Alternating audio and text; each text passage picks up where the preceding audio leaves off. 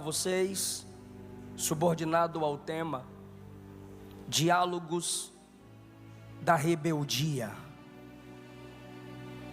Diálogos da Rebeldia. Eu vou partir de dois pressupostos para pregar essa mensagem.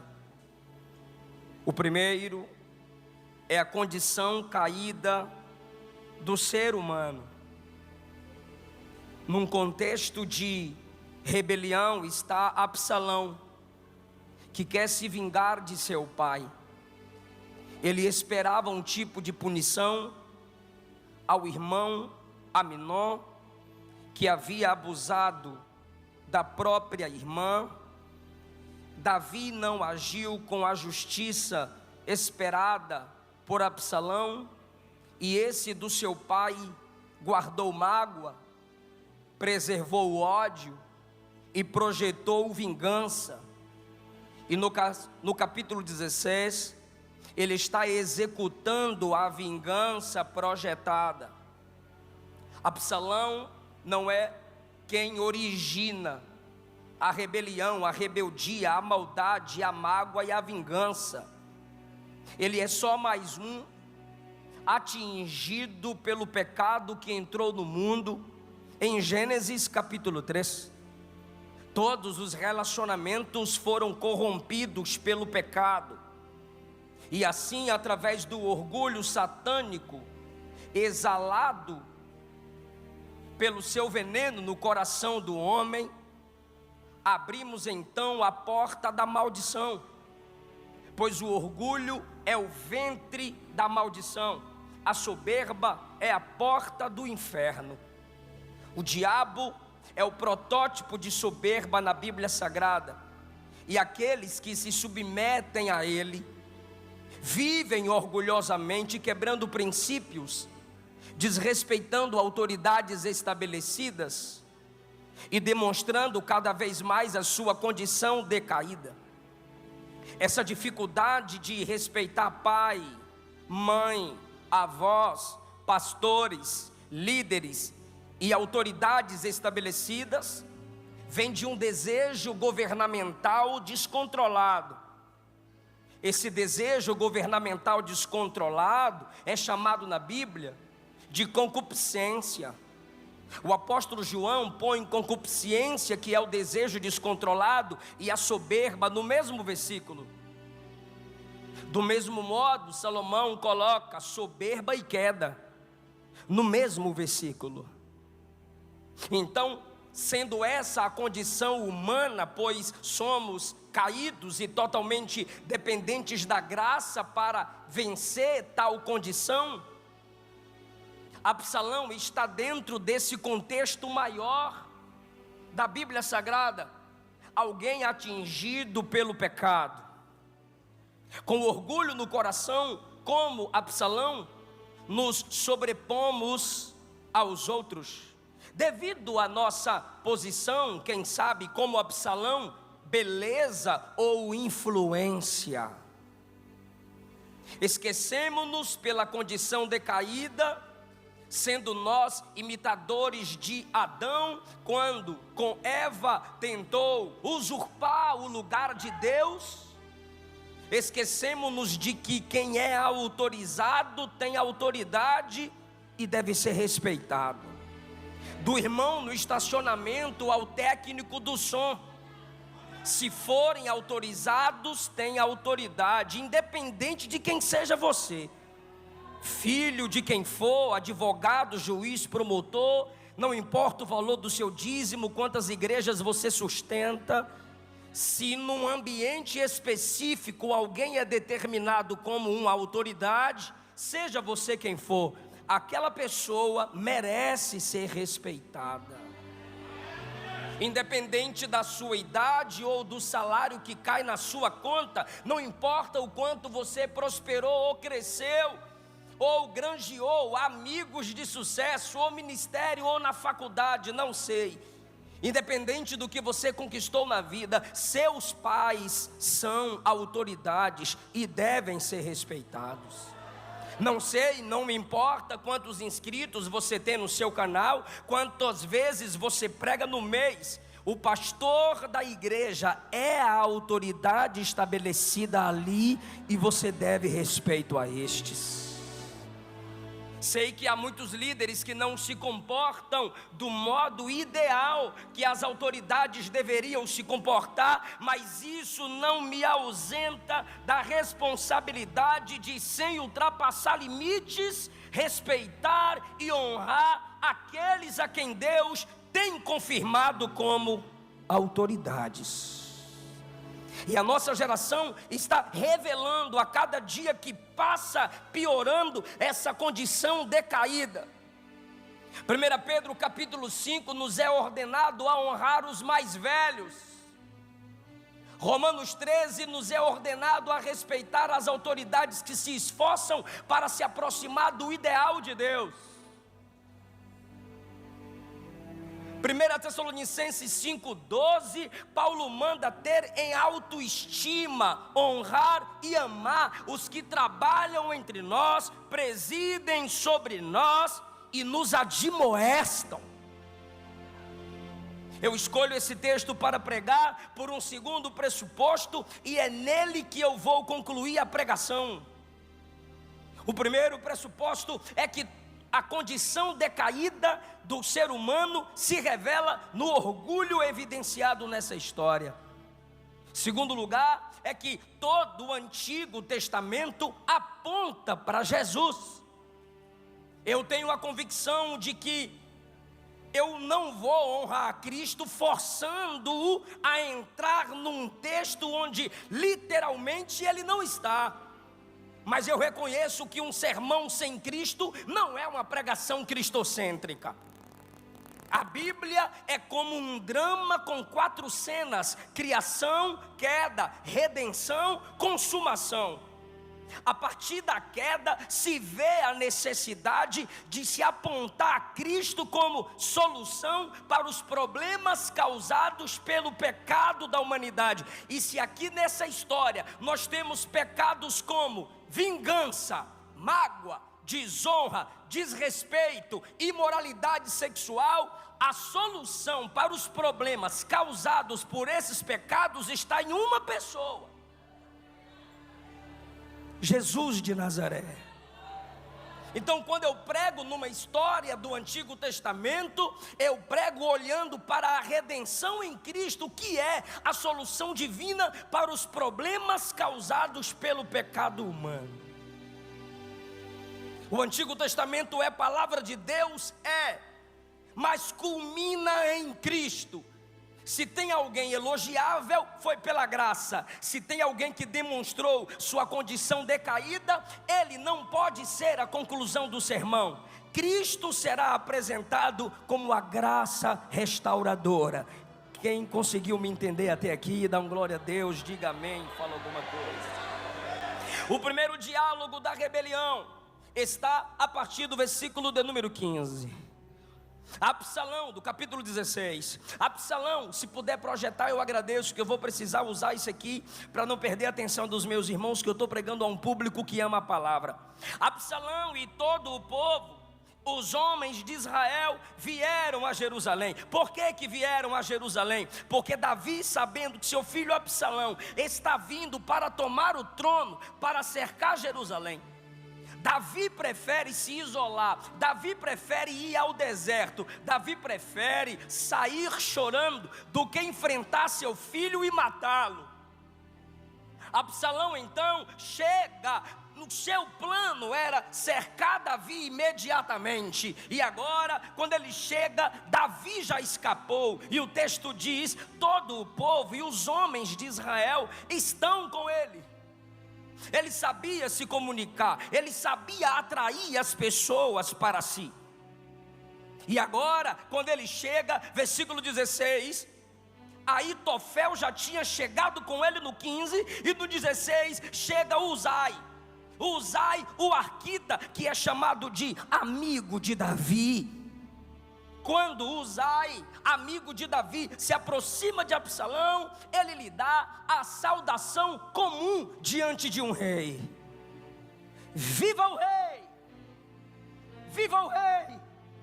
Porém, Absalão olha para Uzá e diz: é esta tua beneficência para com o teu amigo? O versículo 15, preste atenção nisso por favor, diz que quando ele chega, ele vem acompanhado por Aitofel. O 16 diz que chega Uzá, amigo de Davi. Sendo Uzá amigo de Davi, no versículo 16, Absalão, que está com plano de assumir o reino do pai e matar o pai, olha para Uzá, que é amigo do pai, e pergunta: por que você não foi com teu amigo? No diálogo da rebelião está a negação da autoridade que o inspirou, que o ensinou e o fez crescer. Perceba que ele não pergunta para Uzá: tu não és amigo do meu pai? Por que você não foi com meu pai? Óbvio, ele está assumindo o reino, ele está tomando o trono, ele desconfia de tudo e todos.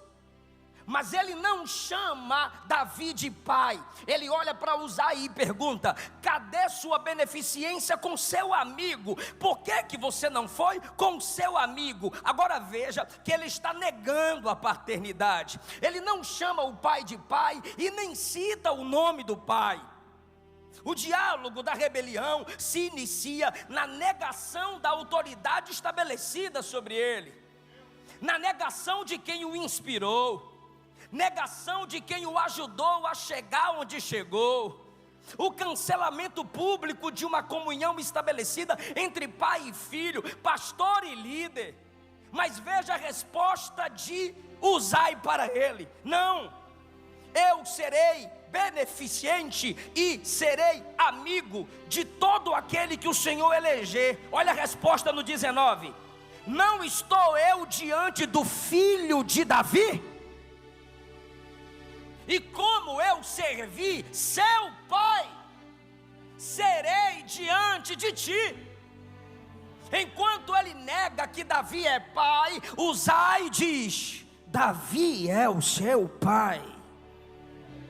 Como Pedro negou Cristo, como Absalão nega seu próprio pai, pessoas magoadas, pessoas revoltadas, pessoas vingativas vão abrindo mão de suas lideranças, vão abrindo mão daqueles que lhes inspiram, e eles se comportam com tanta mágoa, como se eles mesmos fossem a causa do que conquistaram, como se eles mesmos chegaram onde chegaram por si próprio, como se não dependessem de ninguém.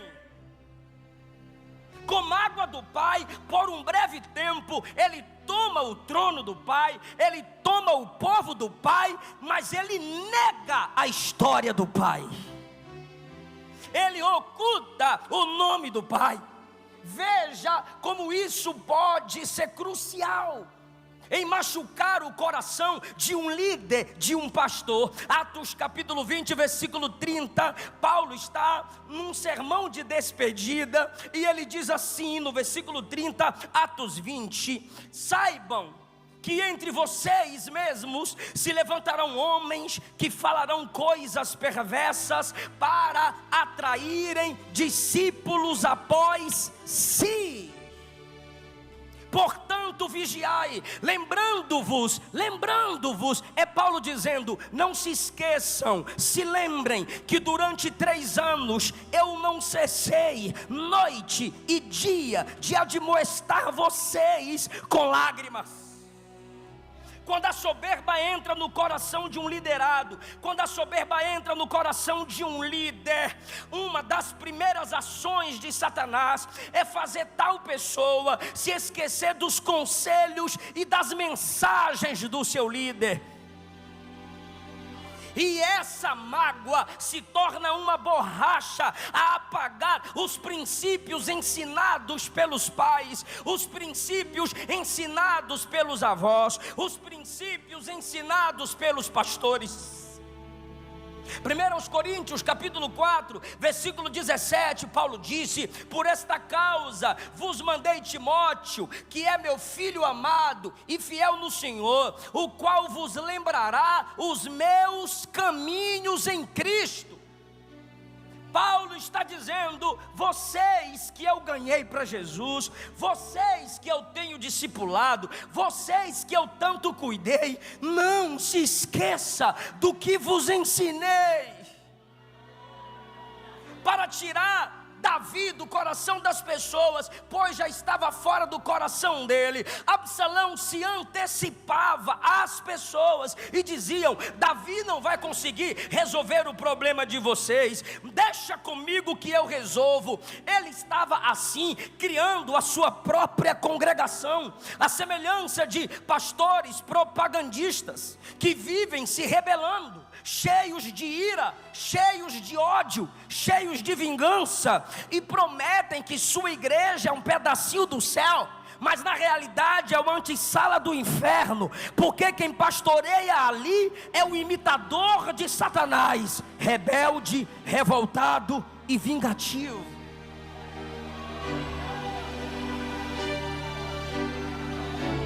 Ele olha para Uzai e não considera seu pai, que é velho.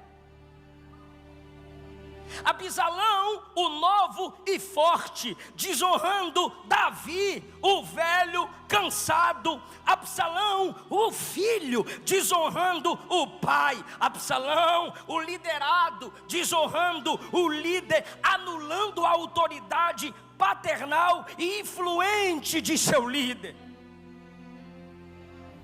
Criticamos, rimos, zombamos das falas mal expressadas dos nossos anciãos cansados, e só estão tão cansados por terem tanto dado a vida para que o evangelho chegasse onde chegou, e uma fala mal expressada, mal colocada, faz com que essa juventude que ainda está no berço do ministério, se achem dignos de criticar homens que já deram a vida pelo ministério. Querido, enquanto você estava na fralda, esses anciãos estavam servindo ceia para seus pais, ceia para seus avós. Como você construirá a sua própria história, se você não é capaz de respeitar a história de quem já viveu o seu futuro?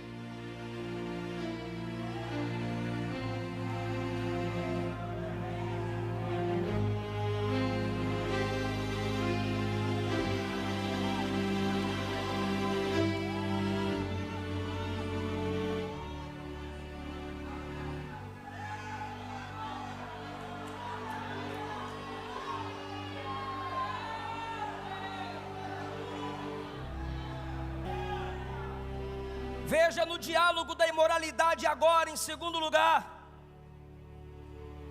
Versículo 20, então disse Absalão a Aitofel, lembrem-se que ele acabou de escutar o primeiro conselheiro, Uzai. Agora ele não se contenta em escutar o conselheiro Uzai, ele diz: eu preciso ouvir Aitofel. Ele olha para Aitofel e, querendo construir mais um diálogo de rebeldia, mais um diálogo de deslealdade, ele diz a Aitofel: e aí, me aconselhe, o que a gente deve fazer? Aí Aitofel vai aconselhá-lo dizendo no versículo 21, se deita com as concubinas de teu pai, e assim todo Israel ouvirá que você está aborrecível para com seu pai, e eles fortalecerão as mãos, e todos aqueles que estão contigo te apoiarão. Olha esse diálogo da soberba, do orgulho e da rebelião. Quer ganhar o apoio da massa? Olhe para mim, por favor. Eu sei que não é uma história tão contada. Se não é fácil para mim contar, vai ser difícil também se você não prestar atenção e entender. O segundo diálogo da rebeldia é esse. Quer o apoio das massas para tomar o trono de seu pai? Quero. Quer ver o Israel inteiro te aplaudir? Quero. Quer ver Israel te abraçar? Quero. Cometa imoralidade sexual. A aquele que se sentia o justiceiro por ter matado o pastor José Santana, o próprio irmão, por ter abusado sexualmente da meia-irmã, agora vai cometer imoralidade sexual com as concubinas do palácio. Você não matou Aminon por ter abusado sexualmente de uma moça? Sim. E agora você vai fazer o quê? Vou abusar das concubinas do palácio. Vou abusar sexualmente delas. Para quê? É isso que é assustador. Para quê? Para ganhar o apoio das massas.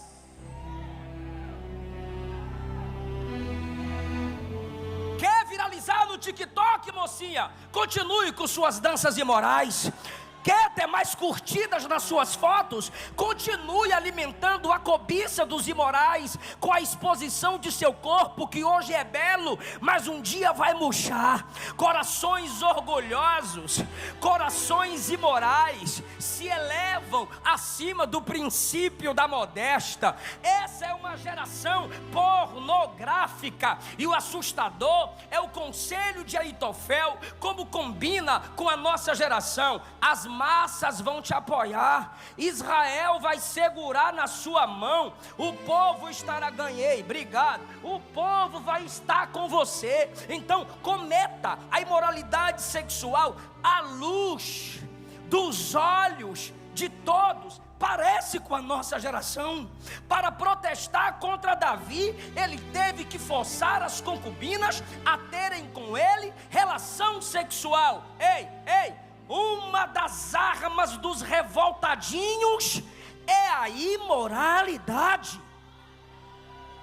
Eu vou falar e você confirma se eu estou mentindo ou falando a verdade. Entre os jovens mundanos, as músicas mais ouvidas e coreografadas, ou seja, que geram as dancinhas imorais, fotos e vídeos com mais curtidas e viralizadas, imorais, cantores e pregadores em alguns eventos mais badalados, imorais.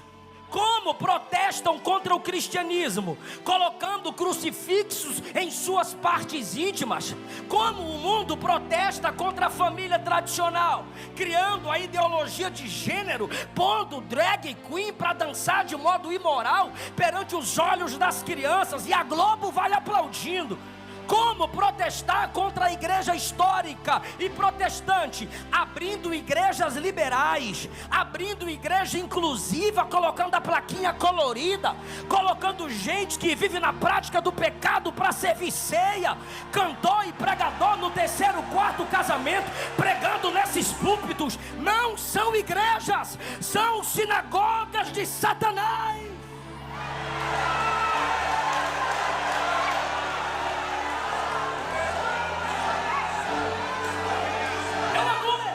Pessoas que não nasceram de novo e querem brincar com o nome do Evangelho de Cristo. E para que tanta imoralidade, irmãos? Para minar a autoridade da igreja. Eu tenho 3 respostas para 3 classes de pessoas, e eu vou ver quem é de Bíblia agora. A primeira classe é aquela que é formada por aqueles que defendem os rebeldes, desrespeitosos e imorais. A minha resposta para você está em Romanos 1,32. É digno de morte quem é imoral e aprova as imoralidades. A minha segunda resposta é para a segunda classe, que usa texto isolado para fugir da responsabilidade de pregar e se acovardar. Mateus 24, pastor, está escrito que a iniquidade de muitos, que a iniquidade vai se multiplicar e o amor de muitos vai se esfriar, pastor. Para de uma polêmica, pastor. Ó, pastorzinho, 2 Timóteo 3 diz que nos últimos tempos, pastorzinho, viriam tempos trabalhosos, e toda a carne, vossos filhos e vossas filhas profetizarão.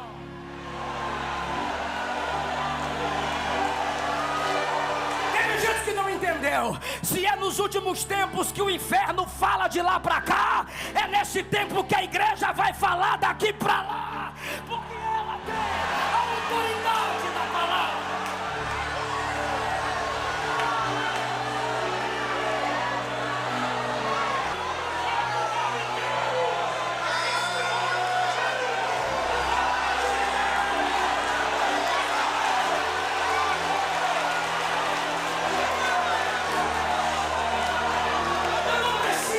Com você, porque o meu compromisso aqui é com a palavra, mas nós somos pentecostais, então pelo amor de Deus, abra a boca comigo e diga: os hereges falam.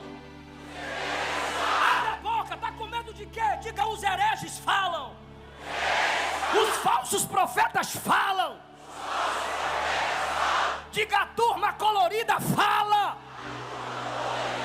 As seitas falam. Teólogos liberais falam. Eu não vou me calar.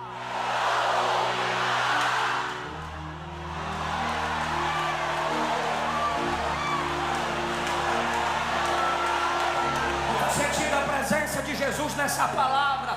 Na história de Israel tem Davi que em fraqueza adulterou, tem Aminon estuprador, tem Absalão abusador, tem Sansão que se prostitui, mas tem Natã que confronta, tem Eleazar que crava com a lança os imorais, e tem Jeremias que denuncia, e tem João Batista que diz: devolve a mulher do teu próximo. Eu quero saber se ainda tem profeta nessa geração.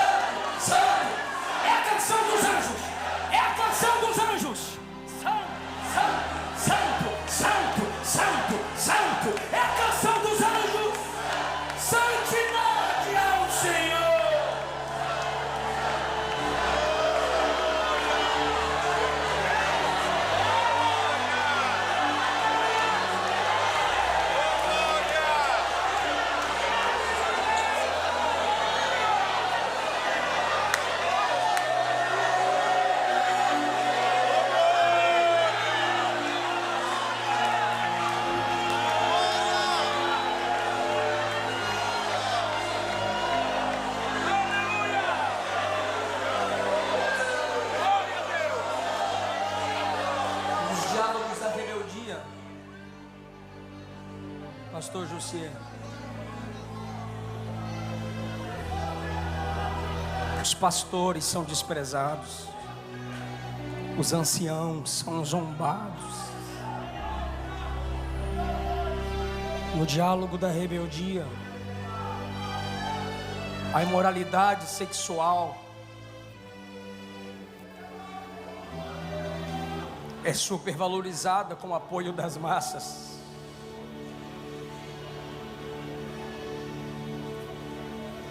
Terceiro lugar, no diálogo da rebeldia,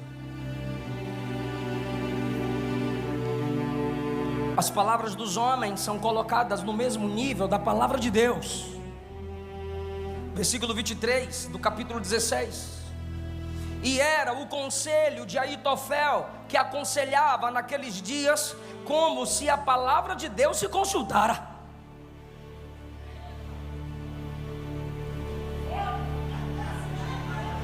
Por que Absalão quer ouvir Aitofel? Porque o cabra era bom. Marcelo Dias, Fabiano, o cabra era bom. Ele era tão bom no aconselhamento que Absalão disse: eu quero ouvir Aitofel, porque quando ele fala é no mesmo nível da palavra. E é assustador o versículo 23. Vou pedir de novo, dá para projetar?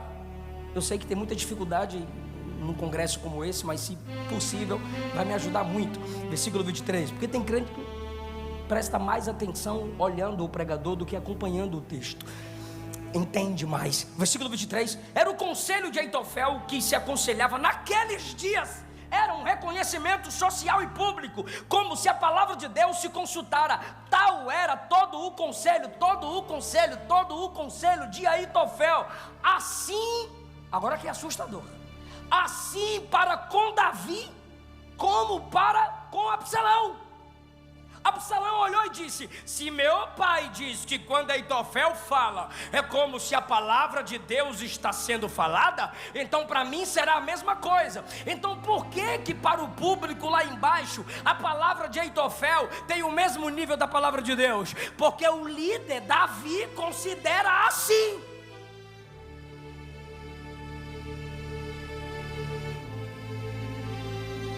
É daqui que se nasce os abusadores da fé,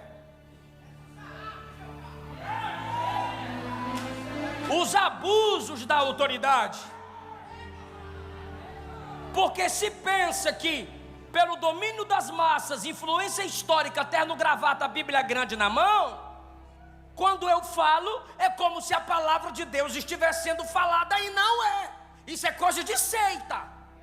Seitas colocam o livro da profetisa no mesmo nível das escrituras, coloca as visões de seus profetas no mesmo nível das escrituras. Adventismo, mormons, catolicismo coloca a tradição no mesmo nível da palavra de Deus. Isso é seita. Palavra de homem algum, palavra de igreja alguma, nenhuma influência humana tem a mesma autoridade das escrituras.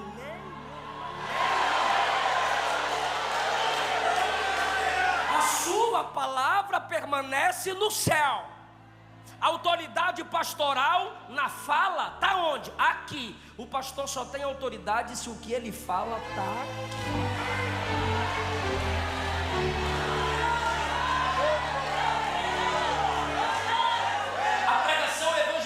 Só tem autoridade se estiver baseada aqui.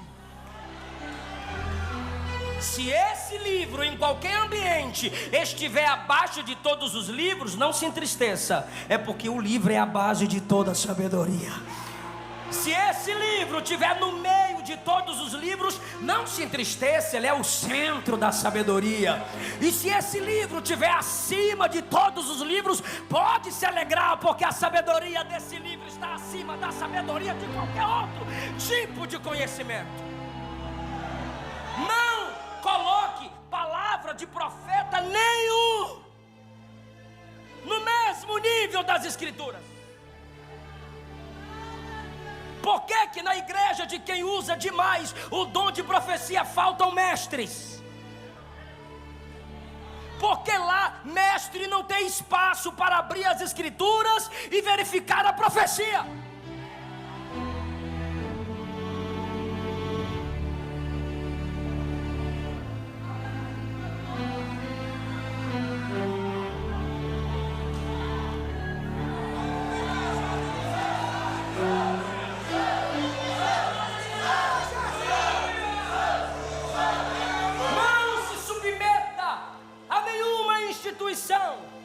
A nenhuma regra humana que não se submeta ao crivo da palavra. Agora, quem se presta a tal serviço? Que não conhece a palavra. Porque a única resistência contra esses que colocam a Bíblia no mesmo nível da palavra de homens é uma igreja que abre a Bíblia. É uma igreja como os bereanos que consulta as escrituras. Agora vejamos. Aitofel vai concluir o seu conselho no capítulo 17, para eu caminhar para a conclusão. Disse mais Aitofel a Absalão: deixa-me escolher 12.000 homens e me levantarei e seguirei após Davi esta noite. Olha o que ele está dizendo. Quem está me ouvindo? Você quer matar Davi, Absalão? Quero. Você quer assumir o reino? Quero. Olhe para mim. Eu tenho acesso a 12.000 homens agora. Eu sou amigo de Davi. Eu levo os 12.000 homens. Eu chego lá. Sendo amigo de Davi, eu mato Davi. E não adianta para onde ele tentar fugir. Olha o versículo 2 agora. Davi está cansado. Capítulo 17, versículo 2. Fraco das mãos. E é verdade. Eu o espantarei, fugirá todo o povo que está com ele. Eu ferirei o rei só. Eu ferirei o rei. Absalão, você não vai precisar manchar suas mãos. Irmão, por favor, esse conselho é top. É o conselho top. Para quem quer matar o pai, assumir o trono, é o conselho top. Eu sou amigo dele. Eu vou chegar com o exército de 12 mil homens e eu falo assim, Davi, é o Fefel. Ô meu amigo, chega aí. Quando eu abraçá-lo, eu pego a espada aqui, eu mato ele para tu. O trono é teu. Olha o que Aitofel continua dizendo: farei tornar a ti todo o povo, pois o homem, Davi, a quem tu buscas, é como se tornassem todos. O que ele está dizendo é: todos que são seus inimigos calariam, parariam de ser contra ti, se a gente matar Davi. Então, de uma vez só, eu acabo com todos os seus problemas. Aí o versículo 4 diz: esta palavra pareceu boa aos olhos de Absalão e aos olhos de todos os anciãos, até os mais velhos caindo no papo da rebeldia, deslealdade e engano. Porque não são os anos de vida do homem que lhe dá sabedoria.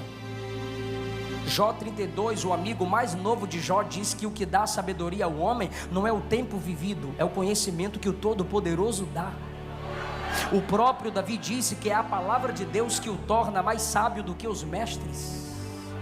Os anciãos estão concordando com o conselho de Aitofel, e Absalão quer rapidamente vencer o pai e assumir o trono. É boa, legal essa palavra, muito top. Só que de repente, eu vou fazer uma pergunta para quem conhece o todo da Bíblia, e por favor não me decepcione: quem está no controle de todas as coisas?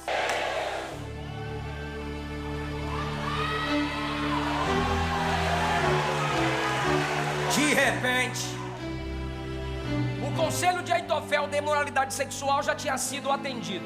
Agora o conselho de com 12 mil homens pegar Davi rápido e matá-lo quase ia ser atendido. Mas chega Deus e entra na guerra.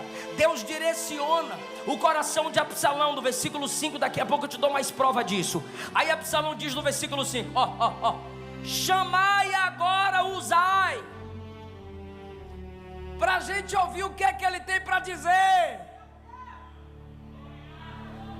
Não era normal Absalão fazer isso aqui. Para o que ele queria, o conselho de Aitofel era o melhor. Mas Deus tem o coração dos homens nas mãos. E ele diz: cadê Uzai? Acabamos de conversar nesse instante, chama ele aí rapidinho. Aí lá vem Uzai: pois não, meu senhor. Aí Absalão diz: Aitofel disse isso, isso e isso. O que é que tu me diz no versículo 6? Aí Uzai diz a Absalão no versículo 7: desta vez o conselho de Aitofel não foi bom, não.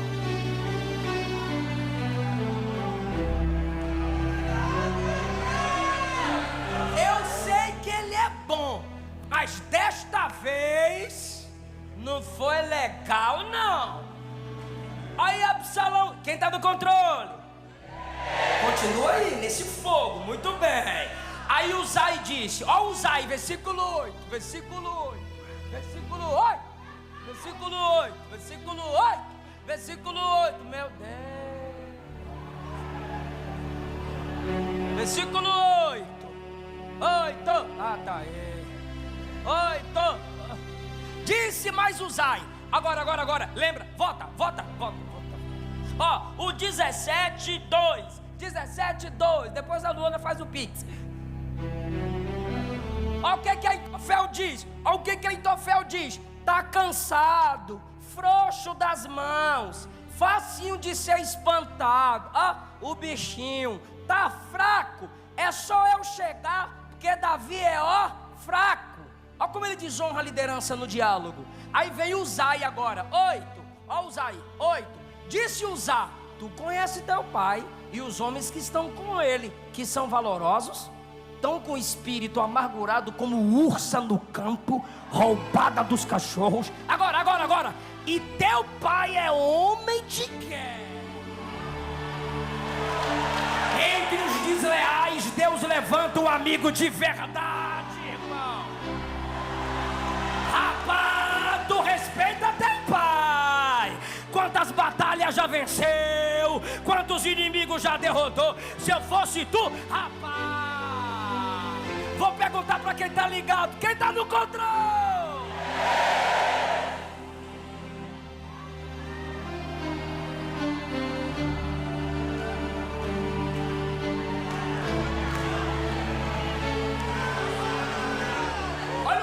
Versículo 9, vocês olham para cá e eu olho para cá, ó. Eis que agora Davi, como homem de guerra que é, está escondido em alguma cova. Ele não está no meio do povo igual Aitofel falou, não. Ele está dentro de alguma cova. E é o seguinte, quando alguém tentar pegar ele dentro de uma cova, ele mete a espada. Quando um dos seus guerreiros caírem, olha o que o Zay está dizendo. Quando um dos seus guerreiros caírem, o guerreiro caiu aqui, ó. O Aitofel está com 12 mil. Aí agora caiu 11.999. O camarada de 11.998 vai olhar para o 11.999 e vai perguntar: o que aconteceu aí? Aí o 99 vai dizer: o 12 mil caiu. Aí o 99 vai falar para o 98: ó, Davi já matou um. Isso é o Zay falando. Até o homem mais valente, com coração de leão, versículo 10, vai desmaiar de medo, porque todo Israel sabe que teu pai é valoroso.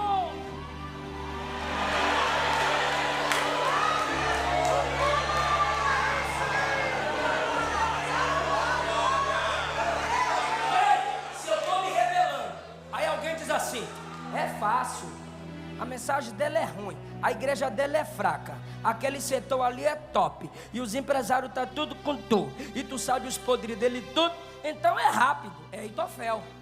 Aí vem o Zay cá e diz assim: rapaz, ele é top, ele é guerreiro, ele é experiente, tem muita gente com ele, ele não cai fácil não. Eu olharia pro Zay e diria: cai fora, velho. Eu tô querendo o trono e tu dizendo: Imael, vaza. Prefiro Aitofel. Olha ainda o que o Zay vai falar. Projeta o 11. O conselho que eu te dou é o seguinte: com toda a pressa, ajunte a ti todo Israel, desde Dan até Beceba. Olha só se não é mais fácil o conselho de Aitofel. Aitofel diz: eu já tenho 12 mil, eu vou lá agora à noite e eu mato Davi para tu. Aí o Zay diz assim: não, 12 mil não, Davi é o cara, rapaz. Fala o seguinte: chame todo Israel, todinho, tudão. Chama todo Israel, de porta em porta, um por um, e traga uma multidão como a areia do mar, e tu mesmo em pessoa vá para matar teu pai. Eu diria: cai fora, varão. Perceba que Aitofel disse: eu mato ele pra você. Vou perguntar só para quem tá ligado: qual conselho era mais fácil a se seguir? Você é o povo inteligente. Vou perguntar para provar no texto. Quem tá no controle? 14. Então disse Absalão e todos os homens: melhor é o conselho de Uzai do que o conselho de Aitofel. Conclusão: quem está no controle? Deus. Porém, assim o Senhor o ordenara para aniquilar o bom conselho de Aitofel. Não era o conselho de Uzai que era top, era Deus dizendo: esquece o conselho de Aitofel e presta atenção no conselho de Uzai. Aí ele olha para Aitofel e diz: não quero o seu conselho, eu quero o conselho de Uzai. Era Deus dizendo, agora a guerra.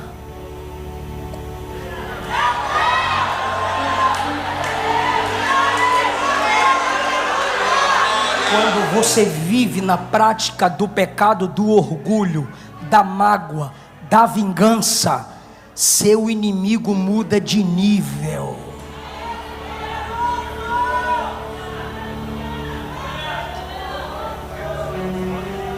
Deus disse: eu entrei na guerra. Deus disse: eu estou na batalha. Eu vou perguntar para quem está ligado: o conselho de Aitofel foi anulado, sim ou não? Sim. Quero mais uma resposta. Quem estava no controle? Agora, pergunta para mim: por quê? Posso responder? Tu vai glorificar, né? Motivo de Deus ter entrado na guerra, segundo Samuel 15:31. Fizeram saber a Davi dizendo: Aitofel está entre aqueles que se aliaram a Absalão. Então Davi orou: ó Senhor, transforme em loucura o conselho de Aitofel. Pastor, eu não entendi. Cuidado, tem gente se rebelando contra quem tem depósito de oração no céu. Você pode estar se levantando contra alguém que antes que você chegasse onde chegou, já estava de joelhos.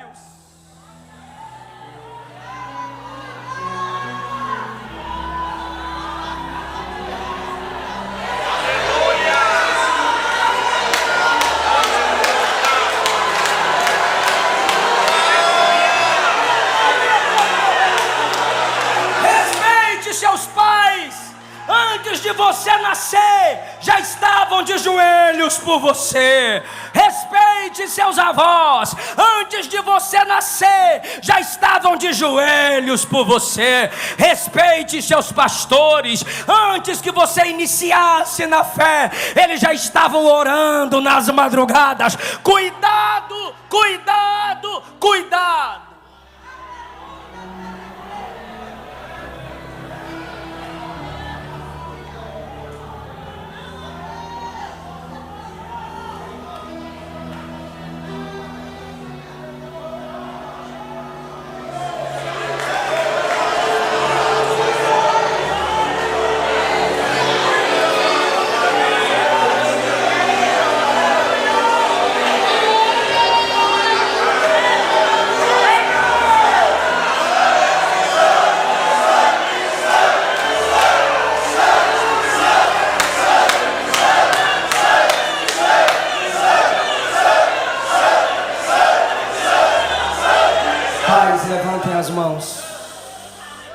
Pais, levantem as mãos. Pastores, levantem as mãos. Ele converterá o coração dos pais aos filhos e dos filhos aos pais. O príncipe da paz estabelece a paz na sua casa, na sua família. Tu não vais perder esse rebanho para rebeldia, para deslealdade, para Satanás. Tu não vais perder os seus filhos para Satanás. Porque você tem oração depositada lá. Quem ainda acredita que Jesus responde oração?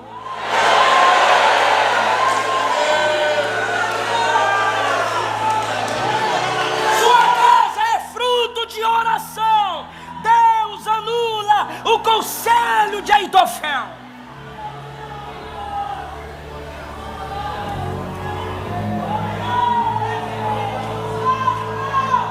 O rebelde veio com o exército, foi chamar todo Israel. Olha isso, o conselho de Uzai funcionando. Foi chamar todo Israel. Do que a sabedoria do conselho de Aitofel. Porque com Deus é assim. A loucura de Deus é mais sábia que a sabedoria humana. E enquanto o exército, escute isso, de Absalão está de porta em porta, chamando as pessoas e qualquer tipo de gente, sem nenhum treinamento para a guerra, deu tempo para usar e mandar o recado para Davi, e Davi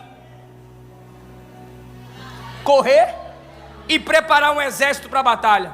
Absalão conseguiu todo tipo de gente, mas demorou, porque Deus direcionou o coração dele para seguir o conselho de Uzai, que iria atrasar seu plano para acelerar Davi na fuga. Aí os exércitos de Davi e Absalão se encontram. Quem me ouve? Se encontram. Quando se encontram, escute isso, o exército de Absalão começa a perder a guerra. Aí ele pega a mula. Eu sei o barulho porque eu já andei muito de jegue, de mula. Capítulo 18, versículo 9. E Absalão ia montado no mulo, e entrando debaixo da espessura de uns ramos de grande carvalho. Ele era cabeludão, ele tinha uma juba, ele era bonitão, e aquilo, seu cabelo, era o item de seu orgulho. Me ajuda, o cabelo era o item de seu orgulho. Ele pesava o seu cabelo assim, ó, botava na balança, 2 quilos de cabelo, aí cortava uma vez ao ano, que era símbolo de força, virilidade. E agora ele está fugindo do exército de Davi. Chega de repente debaixo de um carvalho. O carvalho vê aqueles cabelão subindo e diz: olha. Quando ele passa debaixo da árvore, os galhos, vem cá, vai para onde? Aí pega pelos cabelos, irmão, a mula passa, e ele fica aqui, roda.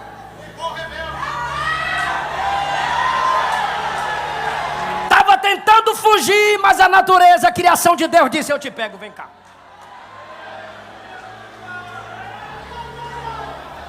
Aí agora ele está pendurado assim pelo cabelo e vai tentar, quem sabe, né? Tentar cortar, mas a espada foi na mula.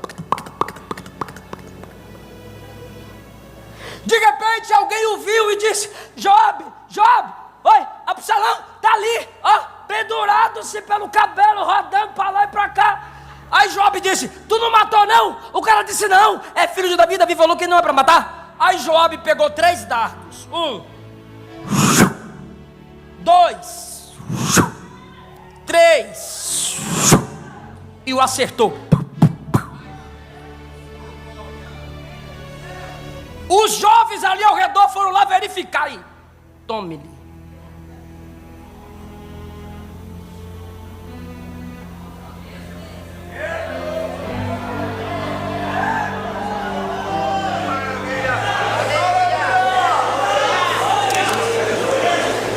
E o item que era de seu orgulho foi o instrumento da sua ruína.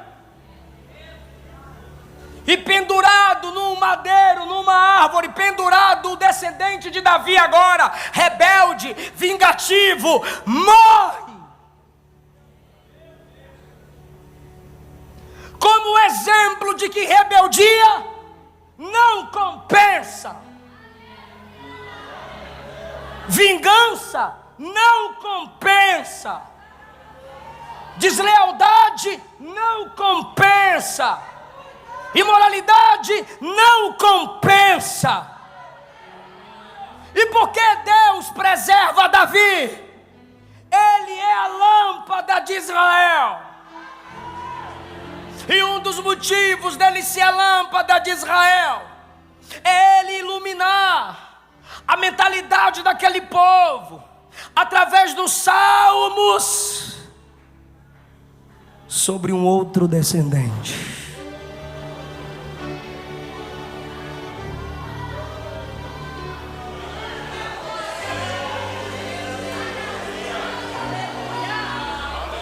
E no Salmo 22, Davi apresenta a cruz de um outro descendente. No Salmo 23, se apresenta o bom pastor, que é o outro descendente. No Salmo 24, se apresenta a entrada na glória do outro descendente. Ainda bem que Davi não teve só um descendente que morreu pendurado.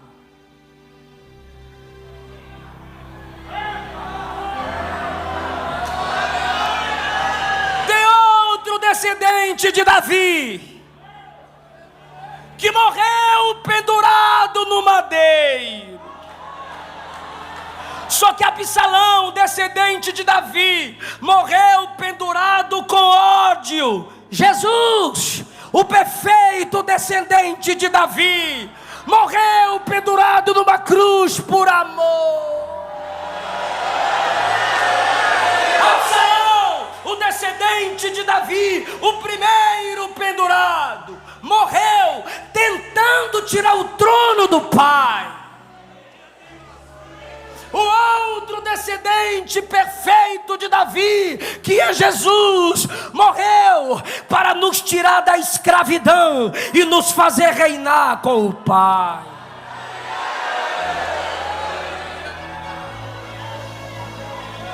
O descendente de Davi, Absalão, morreu pendurado dizendo: eu odeio, eu não perdoo. Mas o outro descendente de Davi, Jesus, morreu dizendo: Pai, perdoa. Se o descendente de Davi, Jesus de Nazaré, não morre, todos nós morreríamos no pecado de Absalão. Vou repetir.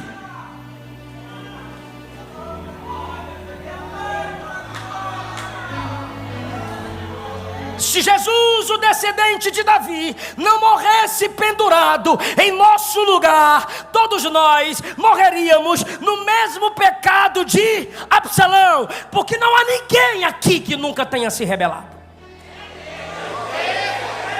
Não há ninguém aqui que nunca tenha quebrado o princípio de autoridade. Não há ninguém aqui que nunca tenha tido desejo de vingança. Não há ninguém aqui que nunca tenha cometido o pecado da ira, da raiva.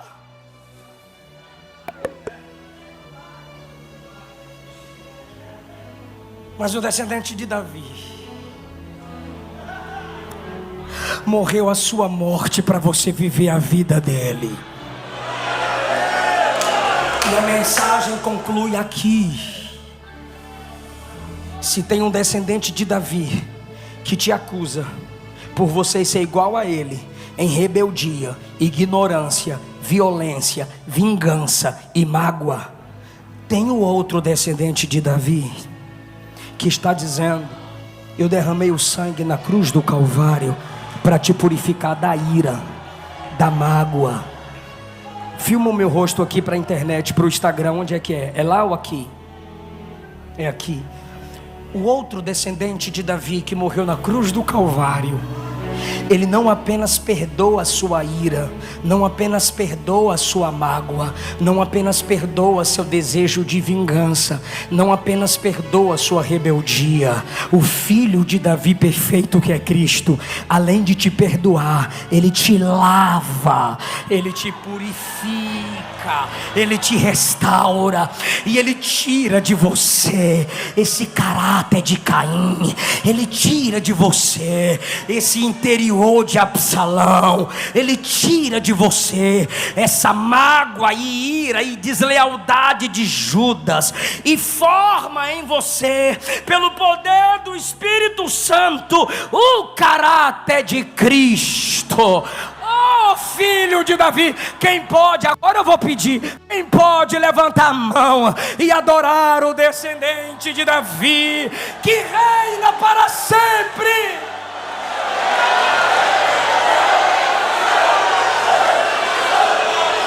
Maria, eis que tu conceberás e dará à luz a um filho, e lhe porás o nome de Jesus. Ele será grande, será chamado Filho do Altíssimo, e o Senhor Deus lhe dará o trono de Davi, e ele reinará para todo sempre.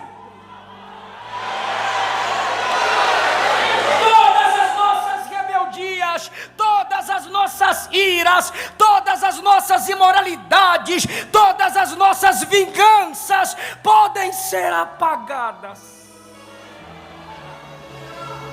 pela fé no sacrifício do filho de Davi.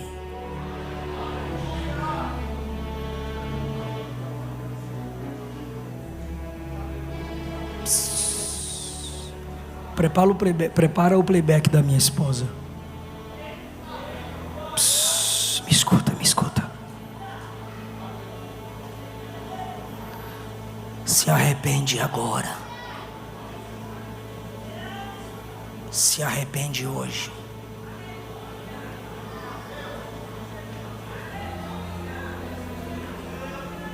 Peça perdão.